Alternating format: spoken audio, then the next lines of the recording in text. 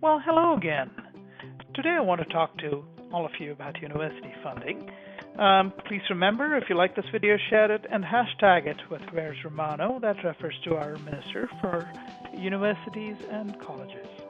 The reason I brought up this mini video is that there's been a lot of online chatter about how universities get funded through the public purse and how they should actually be turning in a profit for all the money that they rake in, and so on. So I thought we'd discuss this in a very brief video.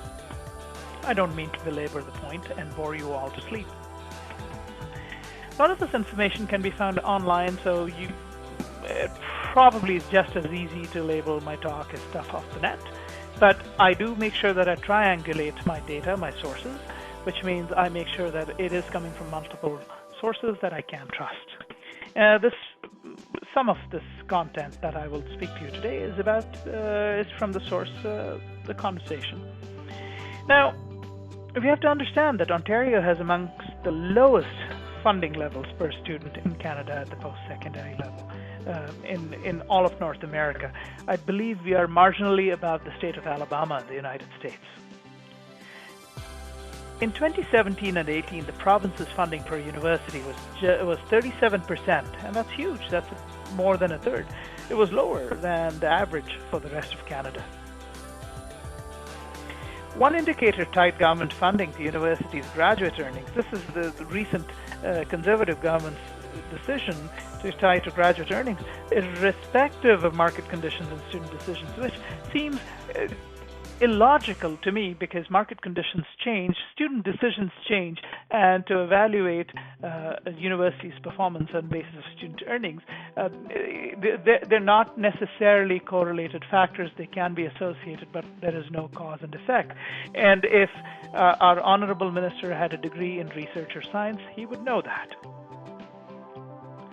The decline of publicly funded universities it's leading us down the slippery path of privatization. This is data from 2014 and 15, and it's a graph which shows how Laurentian was funded. About 54% of Laurentian's operating costs of $131 million was coming from the province.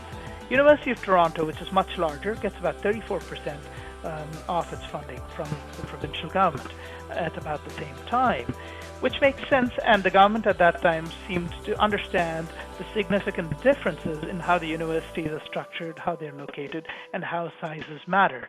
If you look at the provincial average, Laurentian still seems to get a lot more funding. The provincial average is about 40% funding from the province.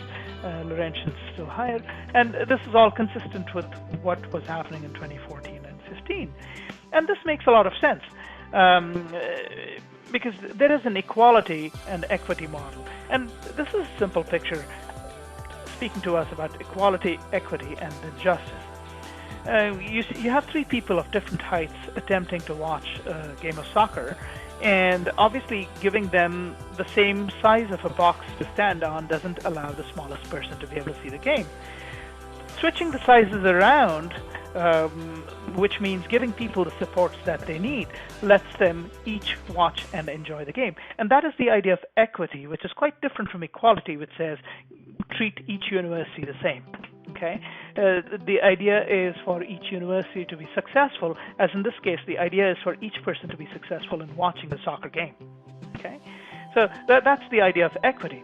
Justice is even one step above, where it says all three can see the game without supports, which means every university can perform well regardless of supports if the causes of inequity were addressed.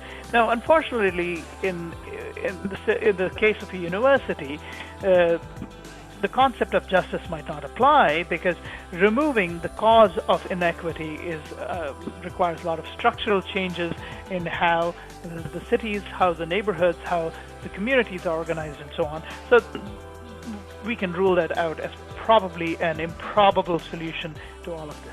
But the importance of equity in treating two universities different, and why it's logical to do that, and why it's good to fund them differently, that cannot be missed with even the simple argument. Just so we understand, Universities are funded in several countries over the world. Here's a little graph. I know it's a little dated. It's from 2011, but 95% of funding to the universities in Finland comes from the government. And you can see that the numbers go down. It's significantly lower in Canada, but we kind of stop with the US, where it's about 30%. And even in the US, the 30% is mostly because they are including grant monies from federal funding organizations. If you wanted to take a guess at what it is for universities in Ontario, that number is at about 28%. So at this point in time, our universities are being funded at a lower level than universities were in the United States in 2011. It's interesting, and I don't want to propose a cause and effect because then I would be putting myself in the same boat as some political decision makers. But there is a strong correlation of a very high quality of life between the countries that fund their universities really, really well. Okay, case in point, Denmark and Finland. And it is also shown that political activity as well as connection with the community is highly correlated with income. So you might ask the question, well, what does education or higher education have to do with income? And to that I will present to you this graph from Statistics Canada, which clearly shows that individuals with a university education, and that is this graph right here, earn significantly more, tens of thousands more per annum in annual income than people without. So there's a strong correlation of spending on universities, a quality of life, greater political and civic participation, and a greater amount of income as people go through university. Now, you have to realize that higher income also means higher income tax and a greater income base for governments to use and to operate with.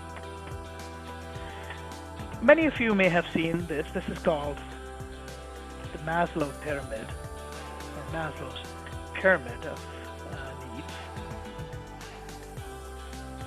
What this does is it speaks about individual needs and how people look at the whole human experience. You know, your basic needs are food, water, warmth, and rest.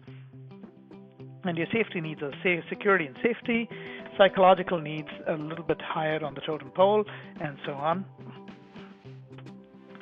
It's not all that different for a community. In a community needs communication, connectedness, social connections, joining, being able to help others, being able to contribute, and being able to thank contributors, being creative and expressing oneself, and so on.